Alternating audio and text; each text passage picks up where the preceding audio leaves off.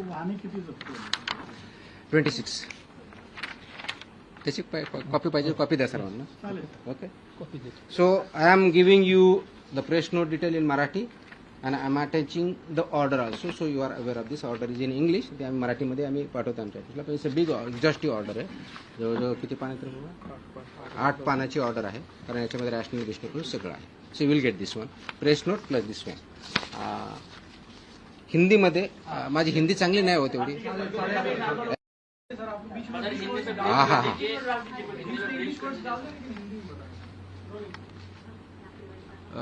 आप सब जानते हैं कि महाराष्ट्र में FSI एक्ट के तहत सेक्शन 30 के अंदर प्रोहिबिटेड आइटम्स है.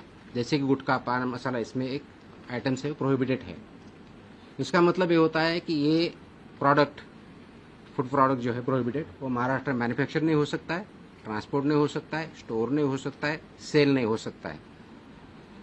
फिर भी बहुत कार्रवाई करने के बावजूद इसका सेलिंग और अवेलेबिलिटी महाराष्ट्र में कई जगहों पे पाया जाता है.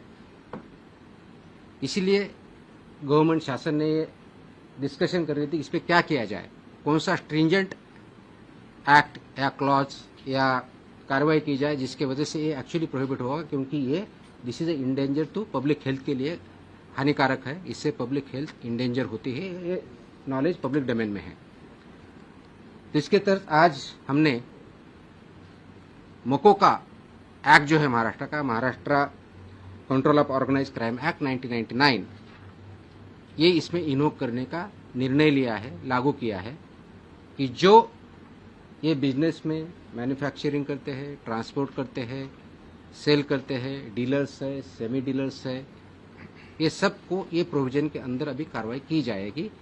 उसकी जो प्रोसीजर दी है सेक्शन 23 के अंदर मोकोका के, वो फॉलो करके ये मैंडेटरी किया गया है कि जो मोकोका के प्रोविजंस के में लायबल है वो मैंडेटरी हमारे ऑफिसर एफआईआर करते समय मोकोका का प्रोविजन एक्ट इन्वोक करेंगे और उनको पनिशमेंट करेंगे. इसका ऑब्जेक्टिव है, उद्देश्य है कि पब्लिक हेल्थ जो इंडेंजर हुई है इसकी वजह से उसको पूरा तरह से रोका जाए. और वो जो हमने प्रोहिबिशन किया है आइटम्स में उसका अवेलेबिलिटी महाराष्ट्र में कहीं न हो और लोग उसको न खाए, जिसके वजह से उनकी हेल्थ अच्छी रहेगी, उनका हेल्थ अच्छे रहने की वजह से उनका प्रोडक्टिविटी अच्छी रहेगी और जो ह्यूमन डेवलपमेंट है, ह्यूमन ग्रोथ है, उसको भी अच्छी तरह से हो जाएगा. इसीलिए ये प्रोविजन आज हमने इन्वोक किया है. इसका ऑर्डर हमने आज as a commissioner food safety Maharashtra बोल के इश्यू किया है और ये लागू हो रहा है और ये सब स्ट्रिक्टली आगे इम्प्लीमेंट होगा. अब तक का लास्ट 10 साल में जो मैन्युफैक्चरर्स है उनके खिलाफ 260 एफआईआर हुए हैं.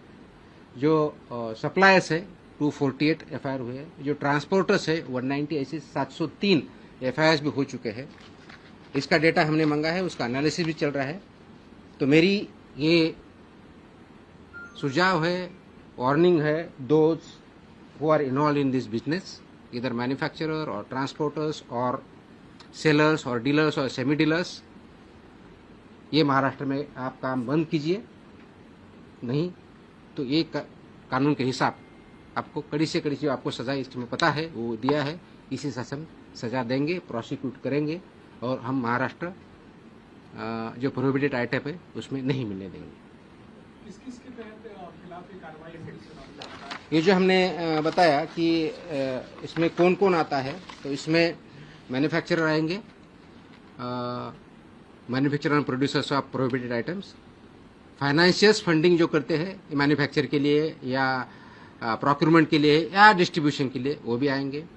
इंटरस्टेट और इंट्रास्टेट सप्लायर्स जो है वो भी इसमें आएंगे. कमीशन एजेंट्स भी इसमें आएंगे. ट्रांसपोर्टर्स आएंगे, व्हीकल ऑपरेटर्स आएंगे, इंक्लूडिंग एजेंट्स हु बुक और अरेंज फॉर ट्रांसपोर्ट, वो भी आएंगे. गोडाउन ऑपरेटर्स आएंगे, वेयरहाउस ओनर्स आएंगे and store managers who knowingly store such products, वो भी आएंगे. होलसेल डीलर्स एंड डिस्ट्रीब्यूटर्स भी आएंगे. सब डीलर्स एंड सेमी होलसेलर्स भी आएंगे, एजेंट्स भी आएंगे. Retail sellers forming part of an identified organise network भी आएंगे.